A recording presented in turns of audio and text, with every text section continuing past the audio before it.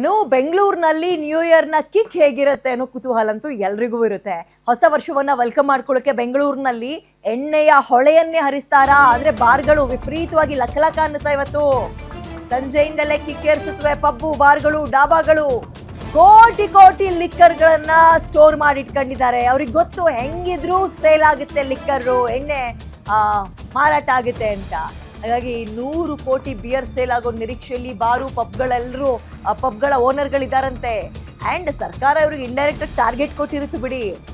ಇವತ್ತು ಕುಡಿಬೇಡಿ ಅಂತ ಹೇಳೋದು ಅವರೇ. ಯಾಕಂದ್ರೆ ಕುಡಿದು ನೀವು ವೆಹಿಕಲ್ ಸ್ಟೇರಿಂಗ್ನ ಹಿಡಿದ್ರೆ ನಿಮಗೆ ಡ್ರಿಂಕ್ ಇನ್ ಡ್ರೈವ್ ಕೇಸ್ ಹಾಕ್ತಾರೆ.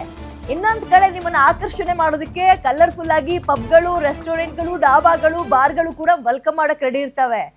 ಸೊ ನಿಮ್ಮ ಜೋಪಾನದಲ್ಲಿ ನೀವು ಇರಬೇಕಷ್ಟೇ. ಅವ್ರುಗಳಿಗೆ ಟಾರ್ಗೆಟ್ ಬೇರೆ ಕೊಟ್ಟಿರ್ತಾರೆ, ಇಷ್ಟಿಷ್ಟು ಸೇಲ್ ಆಗಬೇಕು ಅಂತ. ಒಂದೇ ದಿನ 300 ಕೋಟಿ ಬಿಸ್ನೆಸ್ ನಿರೀಕ್ಷೆಯಲ್ಲಿ ಅಬಕಾರಿ ಇಲಾಖೆ ಇದೆಯಂತೆ.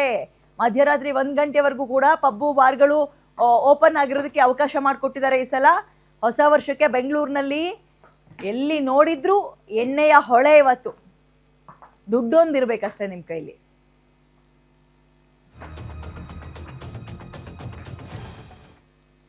ಓಕೆ, ನ್ಯೂ ಇಯರ್ ಕಿಕ್ ಇರುತ್ತಾ ಅಂದರೆ ಖಂಡಿತವಾಗ್ಲೂ ಇರುತ್ತೆ. ಯಾಕಂದರೆ ಈ ಬಾರ್ಗಳ ಓಪನ್ಗೂ ಎಕ್ಸ್ಟೆಂಡ್ ಮಾಡಿದ್ದಾರೆ ಅವಕಾಶವನ್ನು. ಸ್ವಲ್ಪ ಹೆಚ್ಚಿಗೆ ಹೊತ್ತೇ ಸಿಗುತ್ತೆ ಇವತ್ತು ನಿಮಗೆ.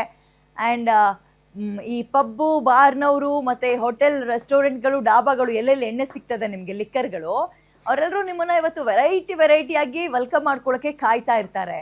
ಆ್ಯಂಡ್ ನೀವುಗಳು ವರ್ಷ ವೆಲ್ಕಮ್ ಬಹಳ ಜೋಶಾಗಿರ್ಬೇಕಲ್ಲ ಅಂದ್ಕೊಂಡು ನೀವು ಪ್ಲ್ಯಾನ್ ಮಾಡಿರ್ತೀರಿ. ಅದೊಂದು ರೀತಿ ಅವ್ರಿಗೂ ಬೇಕಾಗಿತ್ತು.